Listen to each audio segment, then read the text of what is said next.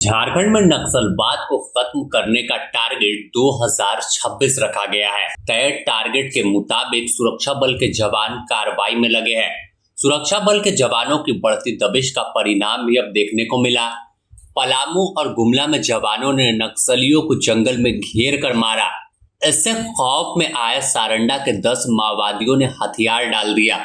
खुद को सभी ने आत्मसमर्पण कर दिया और खुद डीजीपी अनुराग गुप्ता चाईबासा पहुंचकर सभी का मुख्य धारा में स्वागत किया है। बता दें कि बीते एक सप्ताह में पलामू, गुमला और अन्य इलाकों में जेजेएमपी टीएसपीसी के नक्सलियों को जवानों ने घेर कर जंगल में मारा है। पलामू के मनातू में 5 लाख के इनामी नक्सली को जंगल में मार गिराया।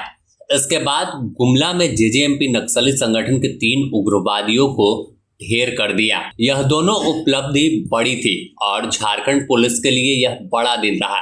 साथ ही मुठभेड़ के बाद खुद डीजीपी अनुराग गुप्ता ने अन्य नक्सलियों से अपील किया कि आत्मसमर्पण कर दे, तो नहीं तो हश्र इसी तरह होगा। इन दोनों जगह पर देखें, चाहे गुमला की घटना या पलामू की। गुमला में जब नक्सलियों को ढेर किया तो उनके पास से AK-56, AK-47, SLR राइफल और कई हथियार मिले। तो आप इससे अंदाजा लगा सकते हैं कि आखिर यह कितना कुख्यात है और किस तरह से जंगल में किसी बड़ी वारदात को अंजाम देने के लिए वो भटक रहे थे। अगर पूरे साल की बात कर ले तो करीब 32 नक्सलियों को जवानों ने मारा है और 26 नक्सली इसके डर से आत्मसमर्पण कर मुख्य धारा में सिर्फ चाईबासा में शामिल हुए हैं।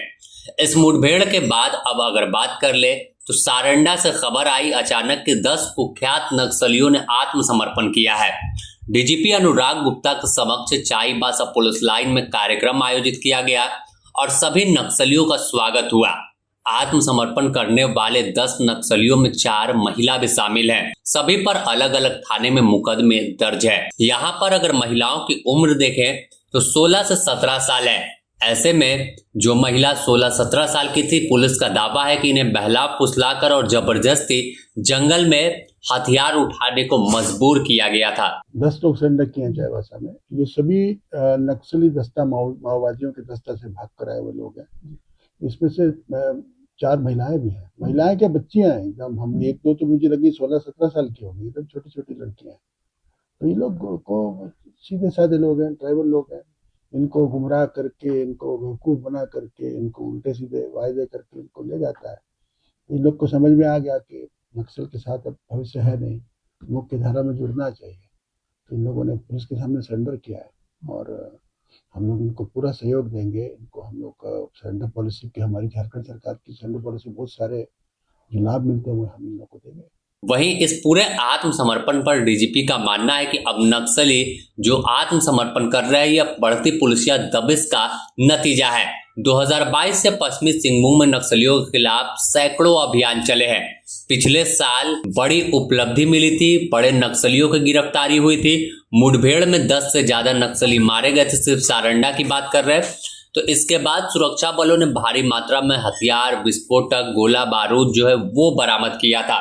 तो इन तमाम जो एनकाउंटर हुए, तमाम जो अभियान चले, उसी का नतीजा सामने आया है। अगर 3 वर्षों की बात करें सारंडा की, तो जब से अभियान चल रहा है वहां पर इसके दबाव में 26 नक्सली जो है आत्मसमर्पण कर राज्य की आत्मसमर्पण और पूर्णवास नीति का लाभ उठा रहे हैं। पिछले कुछ वर्षों से प्रतिबंधित नक्सली संगठन का पूर्वी क्षेत्रीय ब्यूरो केंद्रीय समिति सदस्यों में मिसिर बेसरा, पतिराम मांझी, असीम मंडल, सुसान, अनमोल, मेहनत, मोचू, अजय महतो, बुधराम, पिंटू लोहरा और कई ऐसे नाम हैं जो कोल्हान में सक्रिय हैं। और इन नक्सलियों पर नकेल कसने के लिए झारखंड पुलिस, जगुआर, कोबरा और CRPF की कई टीम जो है वो लगी हुई है और सीधा टारगेट इनका है कि अब आखिरी कील जो है वो ठोकेंगे और जंगल में अपना कैंप बनाकर इस जंगल को बारूद की गंध से आजाद करेंगे। ऐसे में खुद डीजीपी अनुराग गुप्ता केंद्र सरकार के द्वारा जो तय डेडलाइन दी गई है गृह मंत्रालय के द्वारा, उसके तहत आगे बढ़ रहे हैं और एक ऐसी रणनीति बनाया है जिसमें नक्सली फंस गए हैं और नक्सली जंगल में घिरे हुए हैं और अब सीधे तौर पर उनके पास हथियार डालने के सिवा कोई दूसरा रास्ता नहीं है।